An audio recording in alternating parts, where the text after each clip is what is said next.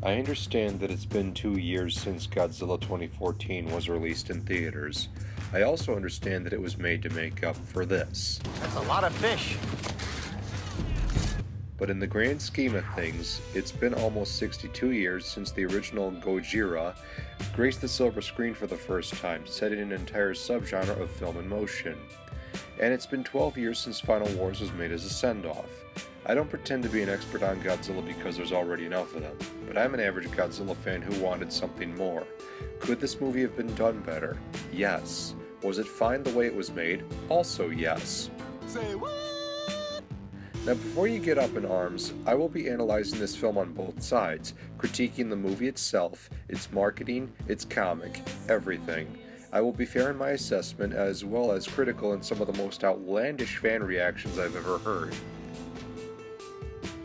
To start off with, we'll get the elephant out of the room, Godzilla's screen time. When rounded up on both the 1954 film and Godzilla 2014, Godzilla has the same amount of screen time, 10 minutes. Now you may argue that the screen time isn't a problem, and you're right, it's not. It's the focus. Even if Godzilla had the same amount of screen time in 1954, the scenes were slower paced and made every minute count because he was the primary focus.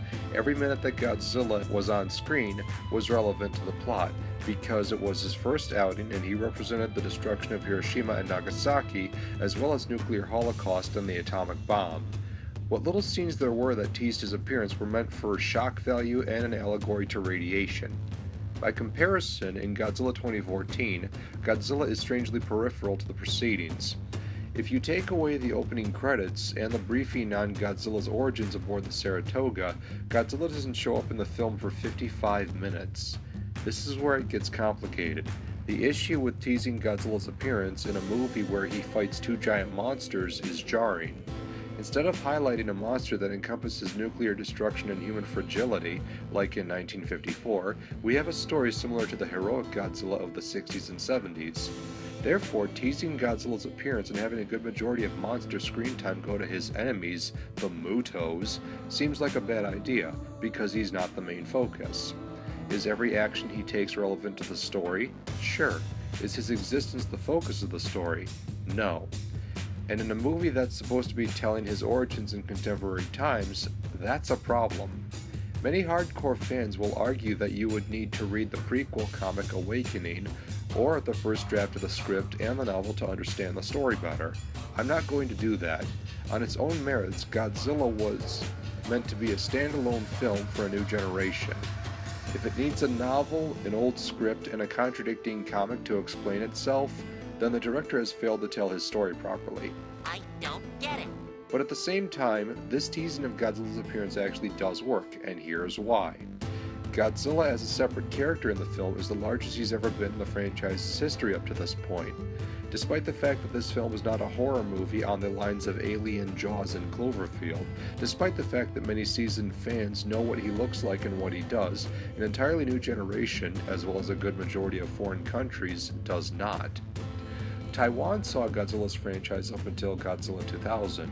Germany has seen every movie up until Godzilla vs. King Ghidorah in 1991, and America has seen the entire Showa era, Godzilla 1985, Godzilla 1998, as well as Godzilla 2000. Teasing Godzilla's appearance works in this regard. The point of the appearance teasing was not to invoke a sense of fear, but more a sense of awe. Godzilla being a larger-than-life cultural icon has the room for this to happen. In 1954, he was 164 feet tall, and by comparison, the 2014 film measures him in at 354 feet. The average moviegoer would be in awe as they look up at him on the big screen when he is on screen. This is what Gareth intended to accomplish. Aside from seeing his dorsal spines pierce the water in the opening credits, in the footage at the briefing room aboard the Saratoga, and when he makes his appearance known in Hawaii, the audience is meant to anticipate his presence. In Hawaii, even if he's not fully on screen, his presence is tied to the water. The tidal wave and the water on the airport runway all work in that regard because it's his presence being alluded to. Seeing him roar a full hour in is all we need to savor. Despite the bits of the fight seen on the television, the audience needs to understand that it's symbolic. The world now knows that giant creatures exist. Monarch's tight-lipped mission to keep the monsters secret has failed.